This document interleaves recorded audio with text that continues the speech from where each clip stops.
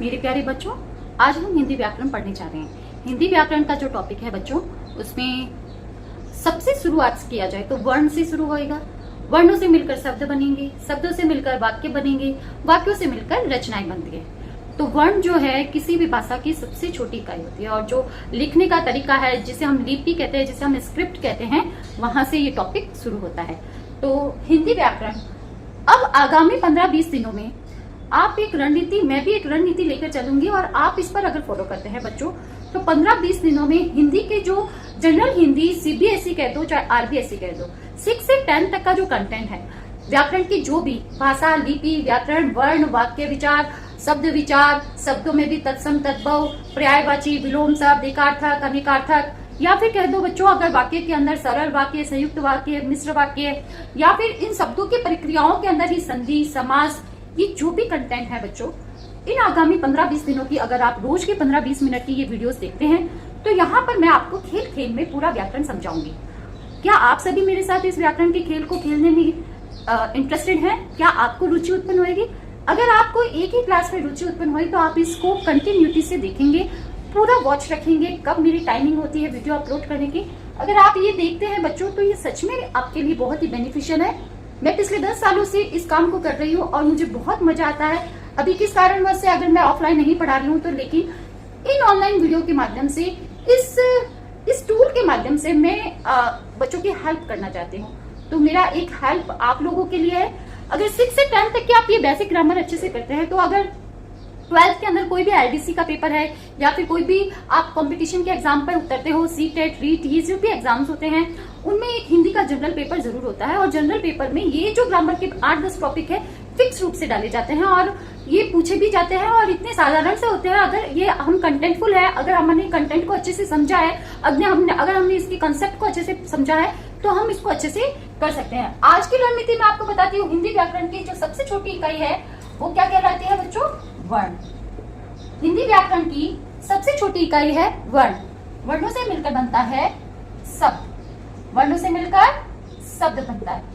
भाषा की सबसे छोटी इकाई वर्ण। वर्ण विचार, वर्ण विचार में स्वर कौन से हैं, व्यंजन कौन से हैं, संयुक्त व्यंजन कौन से हैं, स्पर्श व्यंजन कौन से हैं, कौन से मतलब अनुनासिक व्यंजन है, और हिंदी वर्णमाला में कुल कितने वर्ण स्वीकार किए गए हैं। ऐसे जो कॉमन प्रश्न हैं वो पूछे जाते हैं कंपटीशन के एग्जाम में। तो इन सब वर्ण को, शब्द विचार में तत्सम, तद्भव शब्द हो गए, उत्पत्ति के आधार पर, रचना के आधार पर, अर्थ के आधार पर शब्दों के भेद किए गए हैं।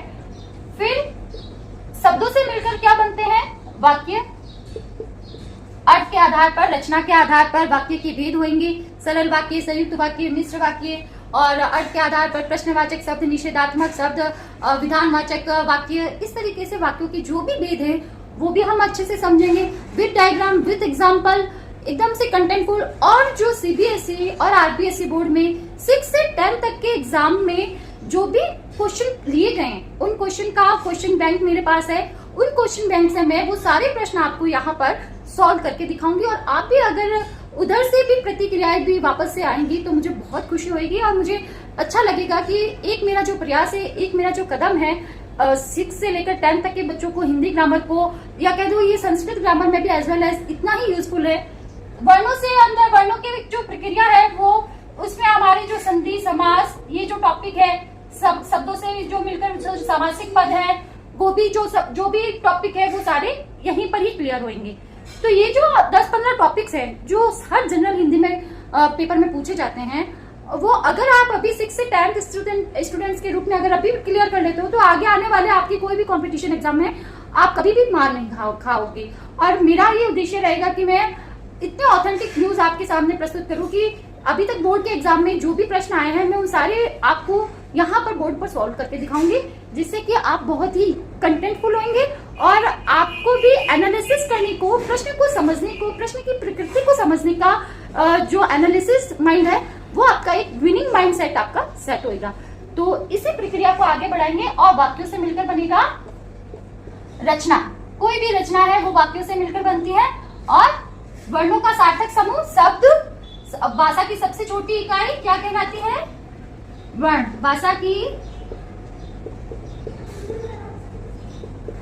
सबसे छोटी इकाई वर्ण कहलाती है। वर्णों का सार्थक वर्णों का समूह शब्द कहलाता है। वर्णों का सार्थक समूह शब्द कहलाता है।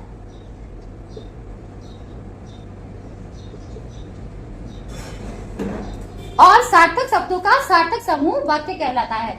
अब शब्द भी सार्थक होना चाहिए और सार्थक समूह कैसा होना चाहिए, जो सार्थक शब्दों का जो कलेक्शन है वो एक सार्थक एक निश्चित अर्थ भी तो देना चाहिए। अगर हम बोल दें कि कमल पट्टा पुस्तक, सही नहीं है, शब्द तो सारे सार्थक है लेकिन कोई अर्थ नहीं आ रहा है।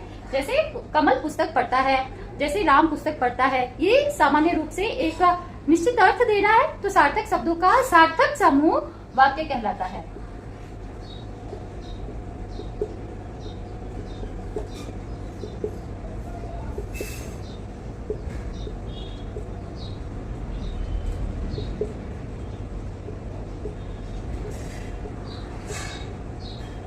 तो आगामी 20-25 दिन की जो क्लासें हैं बच्चों बहुत ही महत्वपूर्ण होने वाली है।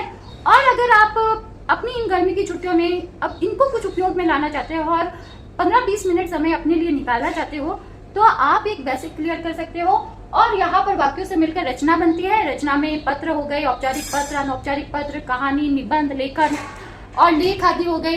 तो मेरा प्रयास पूरा रहेगा कि अब तक के सीबीएसई और आरबीएसई बोर्ड ने जो जो निबंध रिसेंट एग्जाम में पूछे हैं, जो जो औपचारिक अनौपचारिक पत्रों को पूछा है, मैं यहाँ पर आपको बोर्ड पर एक्सप्लेन करूंगी। Definitely it will helpful for you.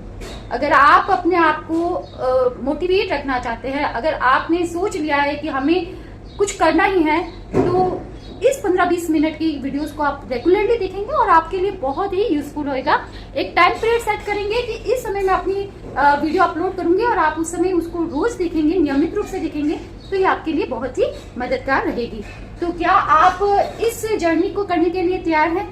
क्या आप अपने आप को इस गर्मी की छुट्टियों में हिंदी, जो हमारी मातृभाषा है, जो हमारी खुद की भाषा है, उसके सरल से व्याकरण को समझ सकते हो? और व्याकरण कुछ नहीं है बच्चों, एक्चुअल में जो व्याकरण है वो हमें व्यवहार में सब कुछ आता है। हम व्यवहार में सारे वर्ण बोलते हैं, सारे शब्द बोलते हैं, हम व्यवहार में सारे वाक्य बोलते हैं। इवन अगर हमें कुछ अपने लिए लिखने के लिए कह दे तो हिंदी ऐसी भाषा है जिसमें हम 10 पेज तक भी पढ़ सकते हैं।